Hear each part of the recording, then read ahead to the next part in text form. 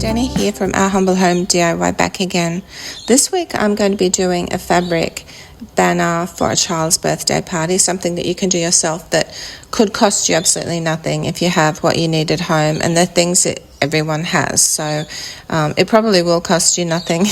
If not, it will be probably under about $10. First thing I'm doing is going into Canva. You go into any photo editing sort of suite and do this, but I love Canva. And I'm just organizing my designs. So I'm doing two designs today. One will be a very first birthday party design banner, and another will be a dinosaur banner. So I'm figuring out what text I want and going into elements and choosing the graphics that I want as well, and sort of just laying it out to see what sort of sizes I'll be needing for that, because what I have to do now is take all of the elements, change the canvas size to a A4, which you can do by just changing the size of the canvas and positioning it on this A4 paper so that when it's printed out, I will know exactly what size it is, and it will sort of be in proportion, if that makes sense. So after I've done that, I download it. It doesn't have to be transparent. I can just download it at the highest quality, and these are all my designs that I have done, and I'm ready to go to Officeworks now and print them out.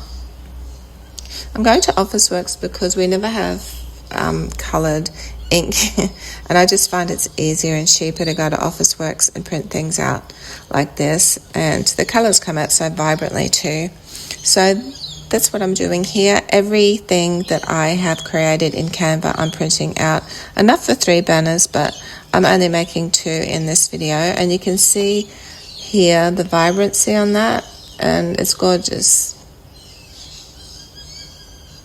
The coloured prints are only 50 cents each for an A4 size, and the black and white are 11 cents. So you can actually print out photos like this, A4 size photos, and put them in a frame, and no one would ever know it's paper.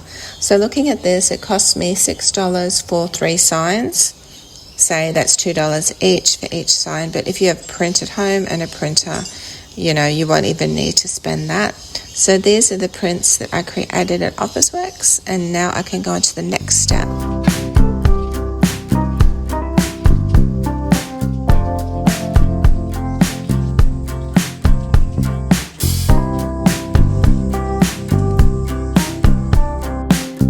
So because I'm making my own transfers, I'm going to have to cut these out and cut them out as close as possible to the actual graphic.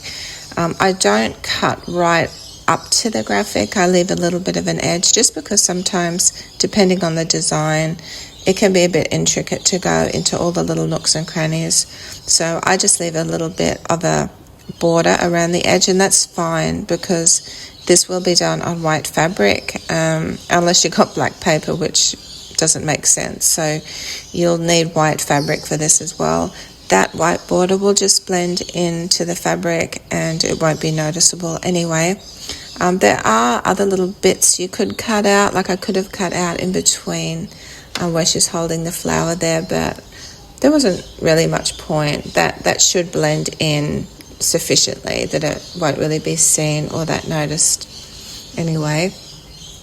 With the writing, it's a little bit different because, cutting out each letter can be a bit of a nuisance and very time consuming and not very practical, especially with a thinner font.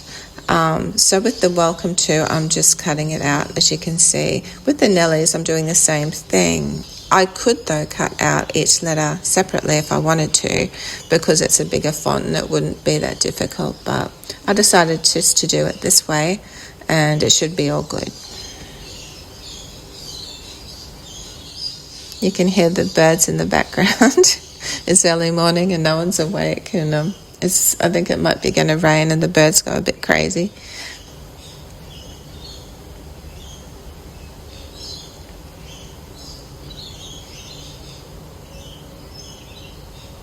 And again, just cutting around this graphic, this will be for the dinosaur sign. And in editing, I just noticed David's lying down. I don't know what he's doing there. I think he'd been fixing his bike and he exhausted himself.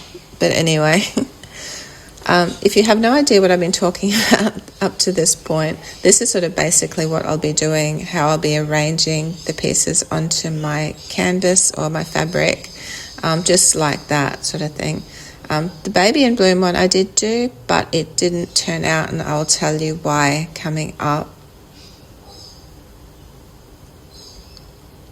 So now it's time to make the actual fabric transfer, and this is the hack part of it. So you've probably seen this before.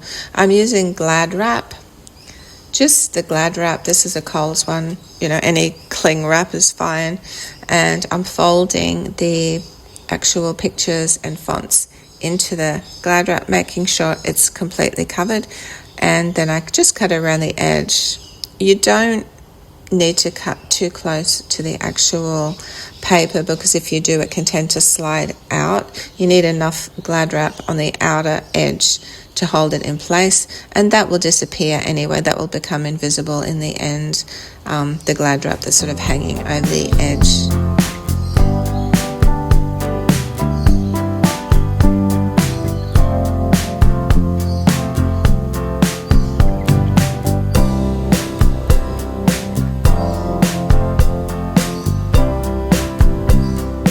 So this is what I'm using because I have my fabric sign business, and these are the cotton sign sheets that I use. Well, they're not sheets, fabric. And you can't really see here, but it's a lovely 100% cotton. It does tend to wrinkle a little bit, and I just iron and starch the bejickens out of it before I sell it to people to make sure that it's nice and smooth. Some people don't mind the wrinkly effect, but I like it nice and smooth. And what I'm doing now is just placing the Glad Wrapped or the cling wrapped images onto the fabric, making sure I measure and it's even. I'm placing baking paper or parchment paper over the top, and I am just getting it's just a normal iron. You don't need anything special. And I am just ironing over it I've got it on a high setting, cotton linen setting. I do this probably for about a minute or so, going over it carefully, and then what I normally do is I peel back slowly just to make sure it's all good. Here there was a little bit of Glad Wrap that hadn't actually blended in or melted into the fabric, and I just keep going over it. Once you do that and you peel it off, you'll notice that it's just completely invisible and it's sort of disappeared. You won't notice the cling wrap, and then you know that it's fine to peel off. Now, I was saying before about the other one that didn't turn out, the Baby in Bloom. It did turn out, it did stick to it, but because I used a polyester synthetic fabric, it didn't really work. So when doing this, try to get cotton or get something natural, and it just tends to work better. I'm not too sure why. You could use a cotton sheet, you could use a tablecloth, you could use some fabric scraps that you have at home. But if you do have to buy something, you could go for a muslin or a poplin. They're a couple of dollars a metre, and the size of this one is 1.5 metres in length. So, you're looking at $3 or $4 if you have to buy some fabric, which is nothing really. And I just keep going with this. I've just put the text on. The next is the graphics, and they're really pretty to put on and fun too.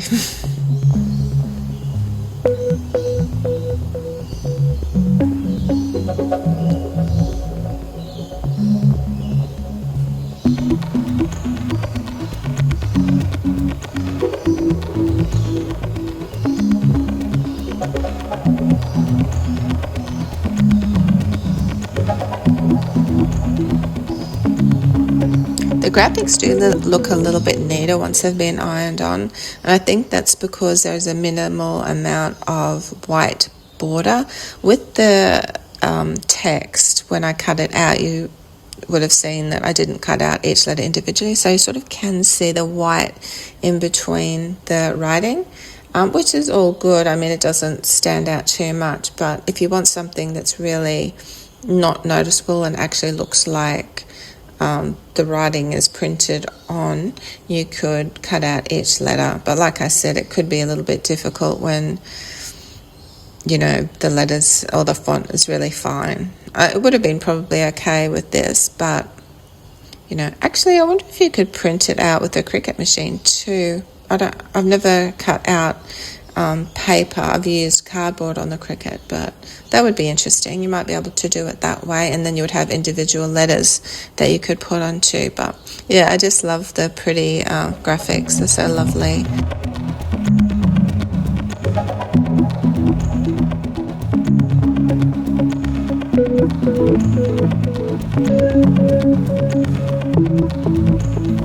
So I just continue to do that with the fairy sign. I've also done the dinosaur one as well, and I will be showing you that at the end. After I've done that, what you need to do is get some ribbon, which is really pretty. It just, you know, matches the actual print. It's something to match. I put eyelets in my sign banners, of course, to sell them, but you don't need to. You could just cut a little hole or a little slit and attach your ribbon that way. That would be all fine. And I just attach my ribbon, and now I have to hang it up.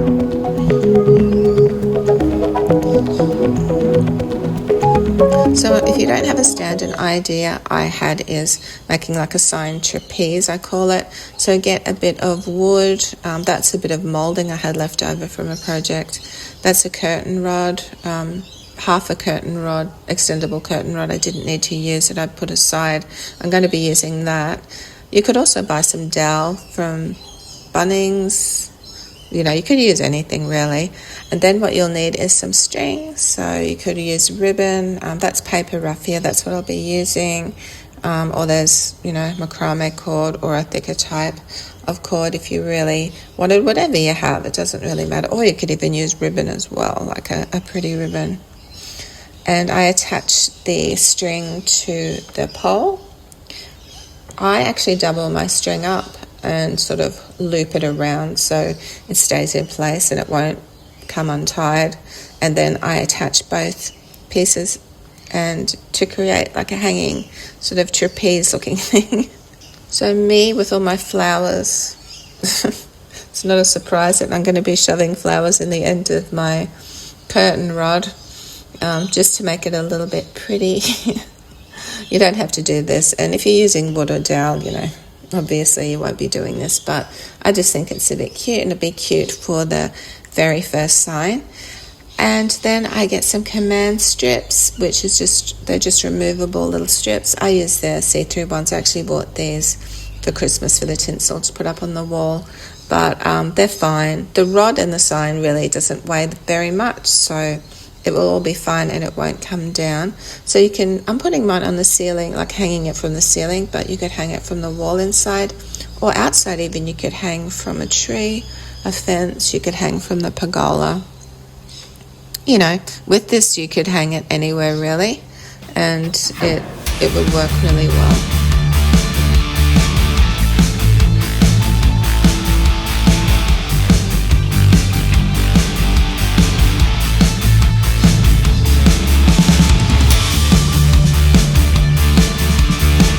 Just showing you what the actual signs turned out like in a minute. They look so pretty, and you know, for something that's homemade and that could cost you nothing if you have everything, you know, in place. And so these signs cost me a couple of dollars because I had everything I needed. I did have to print out, so yeah, each sign cost $2. And I think they look really cute, and they're great for a photo opportunity for your kids.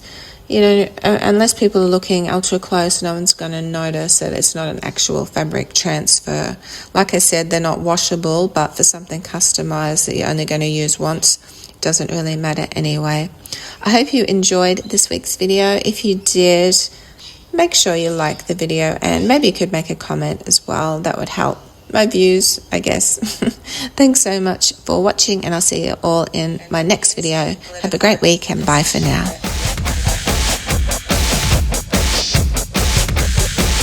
I'm using glitter vinyl for this. It's Cricut, red Cricut glitter vinyl, which is quite rough. All I had was my contact paper for this, and I wanted to get this done that night, so I got my contact paper out, but you know, in the back of my mind, I'm thinking, I really hope this works. Contact paper is